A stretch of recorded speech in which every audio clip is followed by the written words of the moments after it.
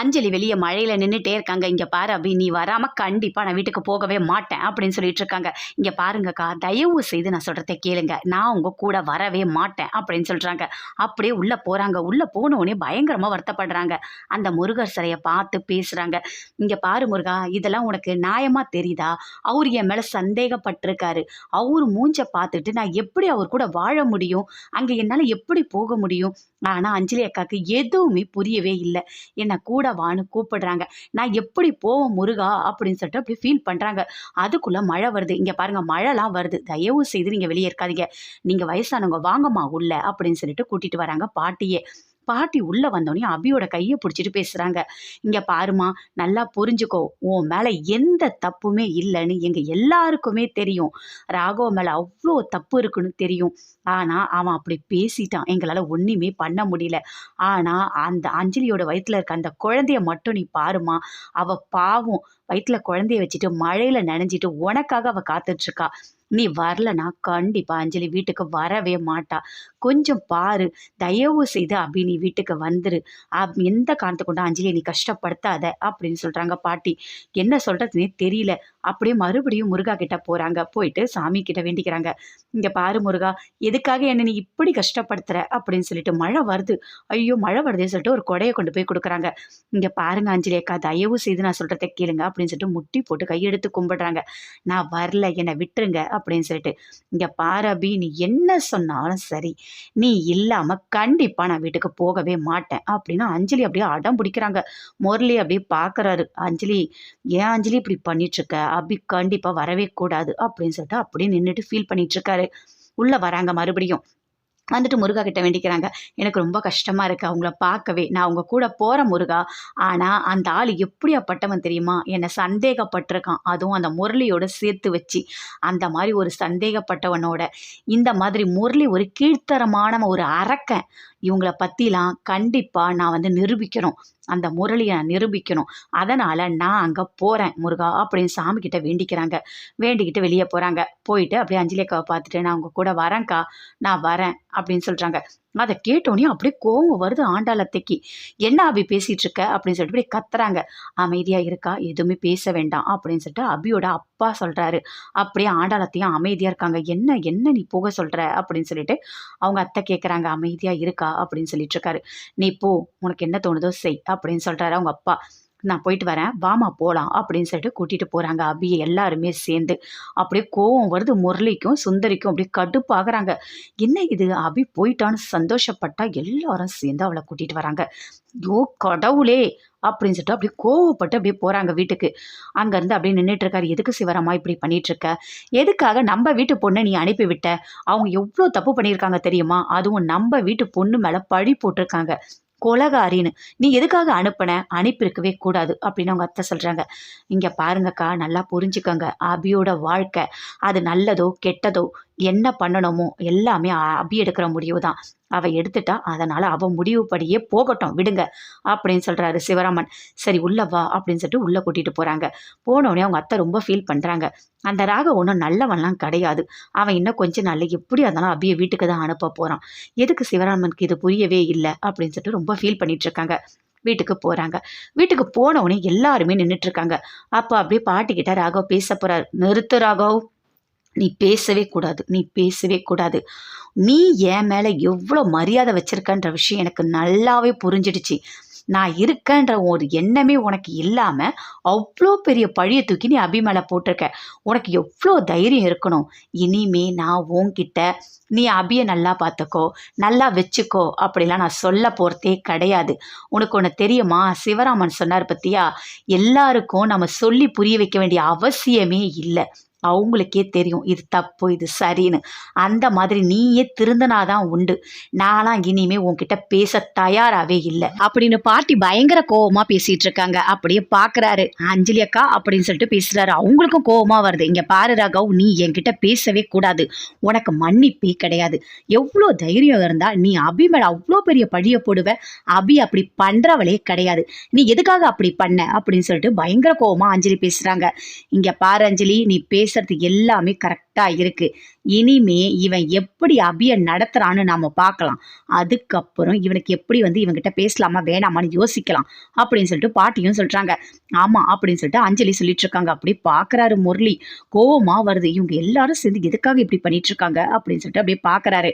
இப்போ என்ன உங்களுக்கு, நான் தான் அந்த பொங்கல்ல விஷத்தை கலந்துட்டேன்னு சொல்றீங்க. அண்ணா நீங்க போயிட்டு அந்த பொங்கலை கொண்டு வாங்க, நான் சாப்பிட்றேன் அப்படின்னு அபி சொல்றாங்க. இல்லம்மா வேண்டாமா அப்படின்னு சொல்றாரு. ஏன் எதுக்காக? இல்லை அந்த பொங்கலை எல்லாமே நான் கொட்டிட்டேன் அப்படின்னு சொல்கிறாரு. ஏன் கொட்டினீங்க அப்படின்னு சொல்லிட்டு அபி கேட்குறாங்க. இல்லை நீ வந்துட்டு நெய் காய்ச்சி இருக்கலாமா, அதில் வந்துட்டு பல்லி விழுந்திருந்தது, அதனால தாம்மா நான் எடுத்து கொட்டிட்டேன், அதான் ஏதோ ஃபுட் பாய்சன் ஆகிட்டுருக்கு அப்படின்னு சொல்கிறாரு. அதை கேட்டோடனே பல்லி விழுந்துடுச்சா அப்படின்னு சொல்லிட்டு கேட்குறாங்க. அஞ்சலி சொல்கிறாங்க. அப்போது அபி எதுவுமே பண்ணலை, எல்லாமே யதார்த்தமாக தான் நடந்திருக்கு. ஆனால் நீ தப்பாக புரிஞ்சுக்கிட்டு அபி மேலே இவ்வளோ பெரிய பழியை போட்டிருக்கல்ல அப்படின்னு சொல்லிட்டு அஞ்சலி கேட்குறாங்க. இல்லைக்கா எனக்கு தெரியாதுக்கா, ஃபுட் பாய்சன் ஆகிட்டேன்னு நான் தப்பாக புரிஞ்சுக்கிட்டு நான் இப்படி பேசிட்டேன்க்கா அப்படின்னு சொல்கிறாரு. இங்கே பாரு ராகவ், நல்லா புரிஞ்சுக்கோ, நான் உங்ககிட்ட ஒன்றே ஒன்று தான் கேட்குறேன். இப்போது அம்மா வந்து எனக்கு பொங்கல் பண்ணி கொடுக்குறாங்க, அப்போது இந்த மாதிரி ஏதோ ஒன்று ஆயிடுச்சு, அம்மாவை இப்படி தான் நீ பேசுவியா அப்படின்னு சொல்லிட்டு அஞ்சலி கேட்குறாங்க. என்னக்கா அம்மாவையும் அபியும் ஒன்றா நீ சேர்த்து பேசுகிற அப்படின்னு ராகவ் சொல்கிறாரு. இங்கே பாரு ராகவ், அம்மாவும் அபியும் எனக்கு ஒன்று தான். எனக்கு அபி அம்மா மாதிரி தான், என் கண்ணுக்கு அப்படி தான் தெரியுறா அப்படின்னு சொல்லிட்டு அஞ்சலி சொல்கிறாங்க. அப்படியே அபி ஓடி வராங்க. ஓடி வந்து அஞ்சலி அப்படியே ஹக் பண்ணிக்கிறாங்க. ஹக் பண்ணிக்கிட்டு அப்படியே தோளில் சாஞ்சிட்டு அழறாங்க. அக்கா உங்களுக்கு நான் துரோகம் பண்ணிட்டேன்னு சொல்லிட்டு ராகவ் சொல்கிறாரு. ஆனால் நான் அந்த மாதிரி ஒரு விஷயம் பண்ணவே இல்லைக்கா, நீங்கள் என்னை அம்மா மாதிரி நினைக்கிறீங்க, உங்களோட வாழ்க்கை கெட்டு போக நான் கண்டிப்பாக விடமாட்டேங்க்கா, நான் இருக்கிற வரைக்கும் உங்களோட வாழ்க்கையை நான் கண்டிப்பாக காப்பாற்றுவேங்க்கா அப்படின்னு அபி தோளில் சாஞ்சிட்டு அப்படி ஃபீல் பண்ணிகிட்ருக்காங்க. சரி அபி நீ போயிட்டு ரெஸ்ட் எடுப்போமா அப்படின்னு சொல்கிறாங்க. அபியும் உள்ளே போகிறாங்க. அங்கேருந்து எல்லாருமே போகிறாங்க. போனோடனே முரளிக்கு அப்படியே கோவமாக வருது. அப்படி கத்துறாரு, தானாகவே கத்துறாரு. ஐயோ ஐயோ என்ன நடக்குது இங்கே அப்படின்னு சொல்லிட்டு அப்படியே கத்துறாரு, பைத்தியக்கார மாதிரி கத்திட்டுருக்காரு. அப்படியே பார்க்குறாங்க சுந்தரி. பார்த்துட்டு இவன் என்ன சரியான அபி பைத்தியம் பிடிச்சி போச்சோ இவனுக்கு, இவன் பைத்தியக்காரனா ஆயிட்டான் போல இருக்குது அப்படின்னு சொல்லிட்டு அப்படியே வந்து பின்னாடி தொடுறாங்க. அப்படியே அலறாரு. ஏன் ஏன் எதுக்காக அலற? இல்லை அஞ்சலி நினச்சிட்டேன். அஞ்சலிலாம் ஒன்றும் இல்லை, அஞ்சலி நல்லா ரெஸ்ட் எடுத்துகிட்டு இருக்கா. இங்கே பாரு அஞ்சலி மாசமாக இருக்கா, இப்போ பக்கத்தில் இருந்து அவளுக்கு என்ன வேணும் வேணான்னு நீ தான் பார்த்துக்கணும். இங்கே வந்து இப்படி கத்திட்டு இருக்கா, அதுவும் ஹாலில் கத்துற, எல்லாரும் பார்த்தா என்ன ஆகும் அப்படின்னு சொல்லிட்டு சுந்தரி கேட்குறாங்க. அதுக்கு முரளி சொல்கிறாரு. அத்தை எனக்கு வர கோவத்துக்கு என்ன பண்ணுறதுன்னு தெரியல அத்தை, எனக்கு அவ்வளோ கோவம் வருது. அந்த அபி அங்கே போயிட்டா, அதுவும் அவங்க அம்மா அப்பா யாருக்குமே அபியை இங்கே அனுப்புகிற மனசே இல்லை. அந்த அளவுக்கு ஒரு வெறுப்பு வந்திருக்கு அந்த அபி மேலே. அவன் கண்டிப்பாக டிவோர்ஸே கொடுத்துருப்பான். ஆனால் இந்த அஞ்சலி போய் நின்று இப்படி கெடுத்து என்னோட பிளான் எல்லாத்தையுமே ஒன்றும் இல்லாமல் பண்ணிட்டா. அந்த அபியை வீட்டுக்கு கூட்டிகிட்டு வந்தது எனக்கு வர கோவத்துக்கு என்ன படுறதே தெரியல அப்படின்னு சொல்லிட்டு அப்படி கத்திகிட்டே இருக்காரு. இங்கே பாரு, ஏய் நிறுத்து நிறுத்து நிறுத்து, எதுக்கு இப்படி கத்திட்டு இருக்க, அதுவும் ஹாலில் இருக்க, யாராவது கேட்டால் என்ன ஆகிறது, எதுக்காக நீ இப்படி டென்ஷன் ஆகிற? இங்கே பாரு, ஃபஸ்ட்டு நீ தெளிவாக இரு, அப்போ தான் எல்லாமே நாம் வந்து சரி பண்ண முடியும். உனக்கு ஒன்று தெரியுமா, அங்கே நடக்கிற எல்லாத்துக்குமே காரணமே அஞ்சலி தான்.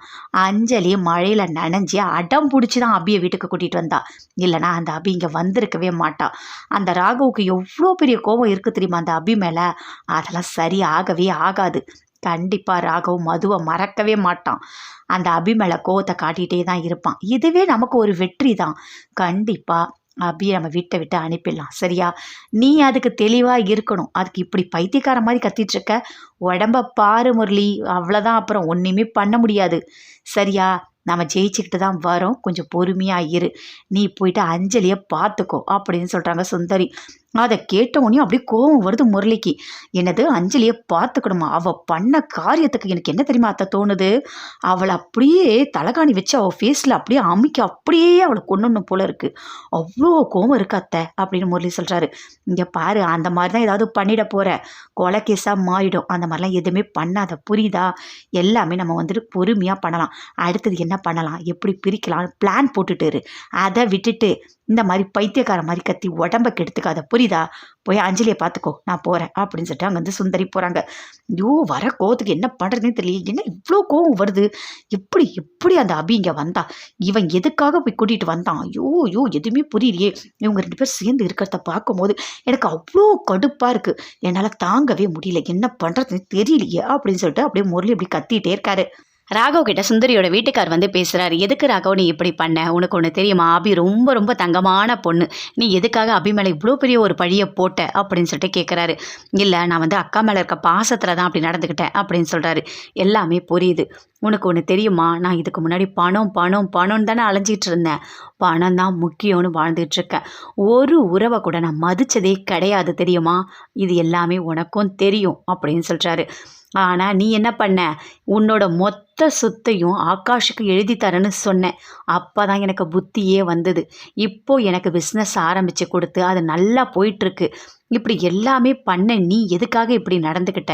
புரிஞ்சுக்கோ, இனிமேவாது அபியோட சேர்ந்து வாழ். எந்த காரணத்தை கொண்டும் எங்கள் அம்மா மனசை கஷ்டப்படுத்திடாத, தயவு செய்து கஷ்டப்படுத்திடாத அப்படின்னு சொல்லிட்டு அங்கேருந்து போகிறாரு. ராகவ் ரொம்ப ஃபீல் பண்ணுறாரு. ஃபீல் பண்ணிவிட்டு அப்படியே உள்ளே போகிறாரு.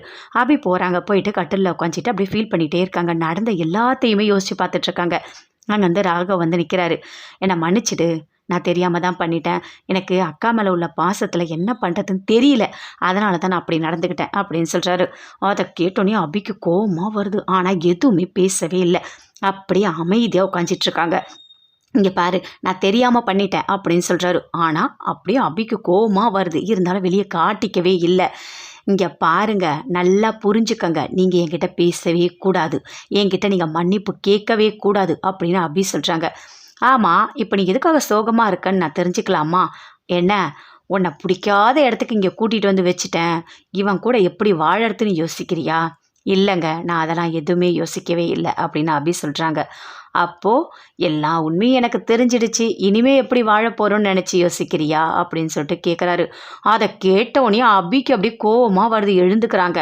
எழுந்து, யோ என்னையா பேசிகிட்ருக்க? என்ன பேசிகிட்ருக்க? இங்கே பாரு, நீ என்ன நினைக்கிற? நீ எதுக்காக இவ்வளோ மட்டமாக நினைக்கிற? அதுவும் அஞ்சலி அக்காவுக்கு நான் துரோகம் பண்ணிட்டேன் நீ நினைக்கிற பற்றியா? அது எல்லாமே தப்புன்னு நான் நிரூபிப்பேன். அதுக்கான நேரம் காலம் எல்லாமே வரும்.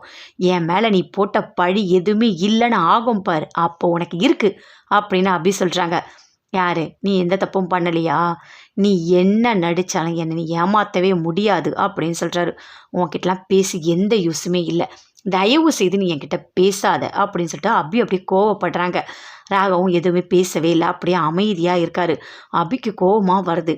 என் மேலே இவ்வளோ பெரிய பழியை நீ போட்டிருக்க, அதுவும் அஞ்சலி அக்காவோட வாழ்க்கையை நான் கெடுக்கணும்னு நினைப்பனா? கண்டிப்பாக கிடையாது.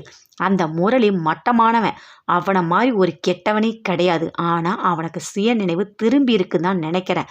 அதை கொஞ்சம் கொஞ்சமாக நான் கண்டுபிடிச்சி நான் உண்மையானவ, நான் எந்த தப்புமே பண்ணாதவன்னு நான் நிரூபிக்கிறேன். அப்படி நிரூபித்தா மட்டும்தான் உனக்கு எல்லாமே புரியும். அது வரைக்கும் நீ என்ன வேணால் நினச்சிக்கோ, அதை பற்றி நான் கவலைப்படுறதாவே இல்லை. என்னை பற்றி எனக்கு தெரியும்.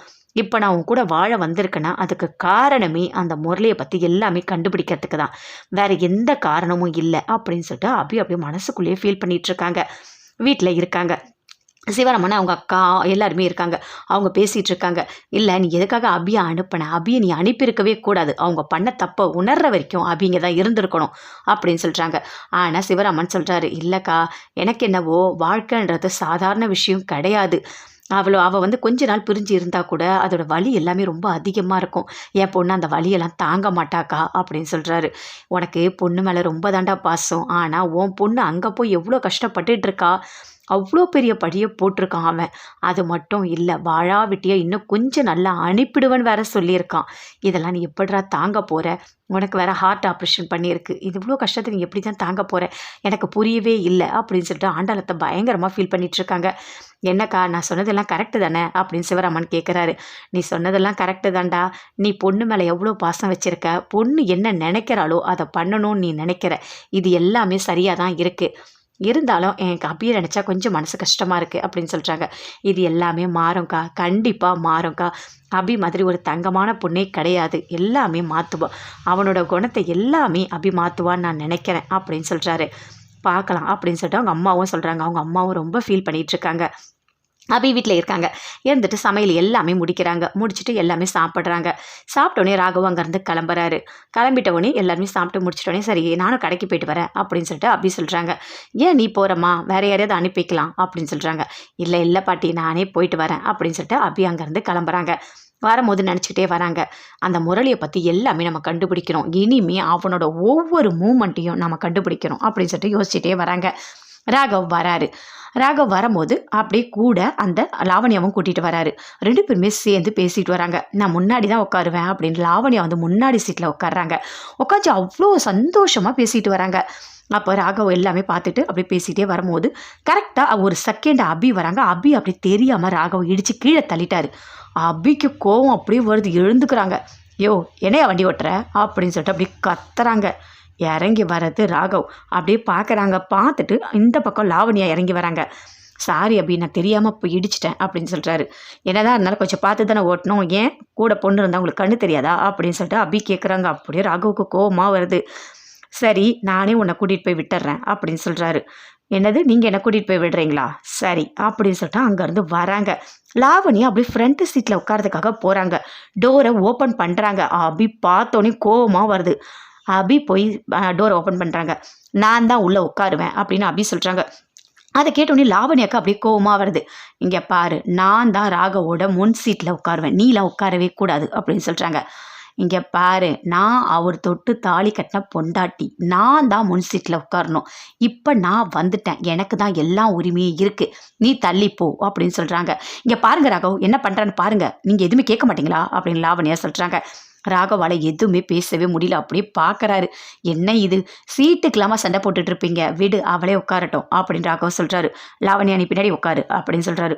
முன்னாடி அபி சந்தோஷமாக உட்காராங்க. பயங்கர சந்தோஷமாக இருக்காங்க. ஆனால் லாவண்யாவை அப்படியே கோவப்படுத்துகிற மாதிரி அப்படியே நக்கலாக சிரிச்சிட்டு இருக்காங்க. லாவண்யாவுக்கு கோவமாக வருது. என்னதான் பண்ணுறான் அந்த அபி, இவன் கல்யாணம் பண்ணால் இவன் டார்ச்சர் தாங்கவே முடியல. ஆஃபீஸில் நிம்மதியாக சாப்பிட கூட விட மாட்டா. சாப்பாடு கட்டிட்டு வந்து சாப்பிட வைக்கிறா. என்னையும் ராகவையும் சேர்ந்து நிம்மதியாகவே இருக்க விட மாட்டா அப்படின்னு சொல்லிட்டு அப்படியே கோவமாக உட்காந்துட்டு இருக்காங்க. முன்னாடியே அபியை உட்காந்துட்டு சந்தோஷமாக வராங்க. என்னங்க அப்படின்னு சொல்லிட்டு அப்படியே ராகவ் கிட்ட அப்படியே ரொம்ப நல்லா பேசிகிட்டே வராங்க. அப்படியே பொறாமையாக இருக்குது லாவண்யாவுக்கு. அப்படியே பார்க்குறாங்க. ஐயோ என்ன தான் பண்ணிகிட்டு இருக்கா அப்படின்னு சொல்லிட்டு. ஆனால் கண்ணாடியில் அப்படியே பார்க்குறாங்க. பார்த்து லாவண்யாவை நினச்சி சந்தோஷமாக சிரிக்கிறாங்க. நீ மாட்டினல்ல, இனிமேல் உனக்கு இருக்குது. நீ எப்போவுமே என் வீட்டுக்காரோட நீ வருவியா, நான் பின்னாடி உட்காரணுமா அப்படின்னு சொல்லிட்டு அப்படியே கையெல்லாம் பிடிக்கிறாங்க. அப்படியே சந்தோஷமாக இடிக்கிறாங்க. பார்த்து வண்டி ஓட்டுங்கன்னு சொல்கிறாங்க. இதெல்லாம் பார்க்கும்போது லாவண்யாவுக்கு அப்படியே கோவமாக வருது. ஆஃபீஸ்க்கு போகிறாங்க. போனோடனே அப்படியே கடுப்பாகிறாங்க. என்னதான் நடக்குதுன்னே தெரியலையே. அந்த அபியை கூட கூட்டிகிட்டு வராரு. அதுவும் இல்லாமல் இடிக்கிறா, அப்படியே ஓவராக பண்ணுறா, என்னை வெறுப்பேற்றணுன்னு எல்லாமே பண்ணிகிட்ருக்கா அப்படின்னு சொல்லிட்டு லாவண்யா அப்படியே கோவமாக இருக்காங்க. ராகவ் போகிறாரு. போயிட்டு எப்பவும் போல ஒர்க் பண்ணிகிட்டே இருக்காரு. என்ன லாவண்யா, என்ன ஒரு மாதிரி டென்ஷனாக இருக்க மாதிரி இருக்குது அப்படின்னு கேட்குறாரு. அதெல்லாம் ஒன்றும் இல்லை, நான் தான் ஃப்ரண்ட் சீட்டில் உட்காரேன்னு சொன்னேன்ல, நீங்கள் எதுக்காக அபி உட்காரணும்னு சொன்னீங்க அப்படின்னு சொல்லிட்டு அப்படியே கோவப்படுறாங்க. இங்கே பாரு, அவகிட்டலாம் என்னால் பேச முடியாது, உன் நல்லா புரிஞ்சுக்கோ. நான் எது பண்ணாலும் போயிட்டு அப்படியே பாட்டிக்கிட்ட சொல்லிடுவா, புரியுதா? அவள் சாப்பாடு இங்கே கொண்டு வந்தாலும் என்ன பண்ணாலும் என்னால் எதுவுமே பண்ண முடியாது. ஏன்னா பாட்டி என்ன சொல்கிறாங்களோ அதை தான் நான் கேட்பேன். அவங்களுக்கு எதிராக நான் எதுவுமே பண்ண மாட்டேன், புரியுதா அப்படின்னு சொல்கிறாரு. அப்படியே லாவண்யாவுக்கு கோவமாக வருது. எப்போ பார்த்தாலும் பாட்டின்னு சொல்லிட்டு இருக்க, ஏன் நீயாவே ஒரு முடிவு எடுக்கவே மாட்டியா அப்படின்னு சொல்லிட்டு கேட்குறாங்க. இங்கே பாரு, என்னை வளர்த்தது எல்லாமே என்னோட அக்கா பாட்டி 2 பேர் தான். அவங்க தான் எனக்கு எல்லாமே. அவங்க என்ன பண்ணாலும், அவங்க என்ன சொன்னாலும் நான் அப்படியே கேட்பேன். கொஞ்சம் கூட அதை மாற்றி யோசிக்கவே மாட்டேன். அவங்க பக்கம் தான் நான் இருப்பேன் அப்படின்னு சொல்கிறாரு. அப்படியே லாவண்யாவுக்கு கோவமாக வருது. அங்கேருந்து அப்படியே கோவமாக போகிறாங்க. போயிட்டு அப்படியே கடுப்பாகிறாங்க. எதுக்காக இவர் இப்படி பண்ணிகிட்ருக்காரு அப்படின்னு சொல்லிட்டு. அபி சந்தோஷமாக போகிறாங்க. போயிட்டு அவருக்கு சாப்பாடெலாம் எடுத்துகிட்டு போய் கொடுக்கலாம், அப்போ தான் அந்த லாவண்யாவுக்கு இன்னும் வெறுப்பேற்றுற மாதிரி இருக்கும் அப்படின்னு சொல்லிட்டு யோசிக்கிறாங்க. சாப்பாடு எல்லாமே ரெடி பண்ணுறாங்க. நான் போயிட்டு அவருக்கு கொடுத்துட்டு வரேன் சாப்பாடு அப்படின்னு சொல்கிறாங்க. நீ போய் ராகவுக்கு சாப்பாடு கொடுக்க போறியாம்மா அப்படின்னு சொல்லிட்டு பாட்டி சொல்கிறாங்க. ஆமாம் பாட்டி, நான் சும்மா தானே இருக்கேன், நான் போய் கொடுத்துட்டு வரேன் அப்படின்னு சொல்லிட்டு அந்த அபி போகிறாங்க. அதை பார்த்தோன்னே முரளி சுந்தரி 2 பேருமே அப்படியே கடுப்பாகிறாங்க. இவன் என்னதான் பண்ணிட்டு இருக்கானே தெரியலையே. கொஞ்ச நாளைக்கு முன்னாடி அவ்வளோ சண்டை போட்டாங்க, 2 பேரும் பிரிஞ்சிருவாங்கன்னு நினச்சோம். இப்போ என்னடானா ராகவுக்கு சாப்பாடு எடுத்துகிட்டு போகிறேன்னு சொல்கிறா, ஒன்றுமே புரியலையே அப்படின்னு சொல்லிட்டு முரளிக்கு அப்படியே கோவம் வருது. சுந்தரிக்கும் கோவமாக வருது. இங்கே என்னதான் நடக்குதுன்னே தெரியலையே அப்படின்னு சொல்லிட்டு பயங்கரமாக 2 பேருமே கோவப்படுறாங்க. அபி எதுக்கு சாப்பாடு எடுத்துகிட்டு போகிறா, எதுக்கு போகிறா அப்படின்னு சொல்லிட்டு அப்படியே முரளி அப்படியே கோவப்படுறாரு. அப்படி